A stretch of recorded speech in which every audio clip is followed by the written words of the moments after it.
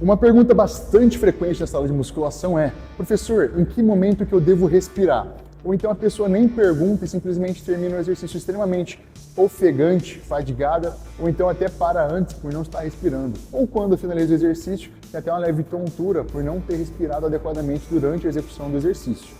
E o intuito desse vídeo é justamente esse: auxiliar você no seu treinamento para que você, respirando da forma adequada, melhore a sua postura, consiga realizar 1 ou 2 repetições a mais, ou então até aumentar o peso. Falando em respiração, nós podemos dividi-la em 2 etapas: a inspiração e a expiração. Inspiração, movimento de enchimento dos pulmões, e expiração, movimento de esvaziamento. E também a gente tem o movimento de apneia, que é quando a gente enche os pulmões e segura o ar preso lá dentro.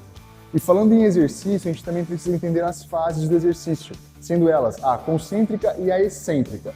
A concêntrica consiste no encurtamento do músculo, então é quando o músculo está fazendo força, vencendo a resistência.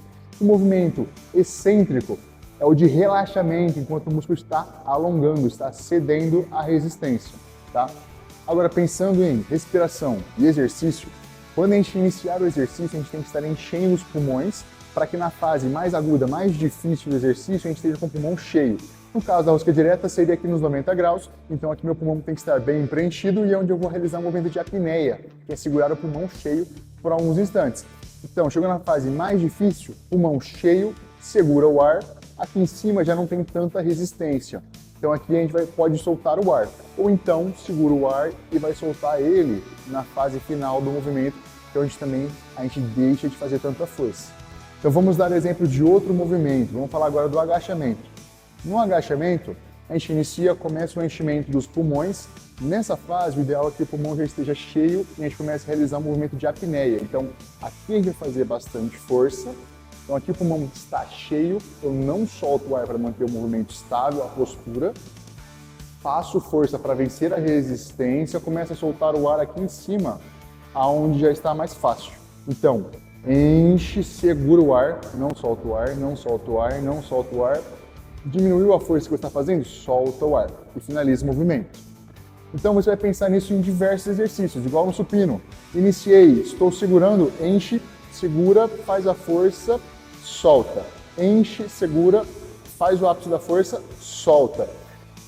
É importante que a gente faça dessa forma para que a gente tenha oxigênio suficiente para evitar tonturas e para que durante a fase de maior força a gente tenha uma estabilização do tronco, que é importante em diversos movimentos. Não só no agachamento, como também no supino, dependendo de como for o seu posicionamento. Ah, professor, eu preciso respirar toda vez que eu fizer o movimento? Não necessariamente, mas pensando em principalmente exercícios como o agachamento, o ideal é que sim, que você realize um movimento de respiração de acordo com a fase do movimento e a cada repetição você realiza um ciclo de respiratório, tá? Isso é importante para que você não fique tonto, que você não perca a estabilização, que você não solte o ar no momento errado. Então, uma vez que você não repete esse ciclo, você pode sentir a necessidade de respirar no momento errado. Então, no agachamento, se você está lá embaixo, você precisa soltar o ar, você faz um relaxamento do que a parede abdominal e você desestabiliza o seu movimento. Mas, professor, eu preciso realizar dessa forma sempre? Não. A gente consegue realizar 1 ou 2 repetições sem realizar esse ciclo, dependendo da intensidade do exercício. Agora, em exercícios como, por exemplo, o agachamento, é importante que lá embaixo você esteja com o abdômen bem preenchido, bem cheio, para que você tenha o... Mas, professor, eu tenho que fazer isso sempre e em todos os exercícios? Não, a gente consegue muito bem adaptar ao exercício o movimento da respiração. Mas em exercícios como o agachamento, por exemplo, é importante que na fase de maior força, lá embaixo, na hora de iniciar a concêntrica, a gente esteja com o pulmão cheio para realizar um movimento de travamento, aqui, de estabilização do seu tronco. E também você realiza esse ciclo para que lá embaixo você não sinta a necessidade de soltar, de esvaziar o pulmão. Por quê? Estando lá embaixo, se você esvaziar, você perde a contração do abdômen e também perde a estabilização do tronco, que pode fazer com que você balance, com que você se lesione.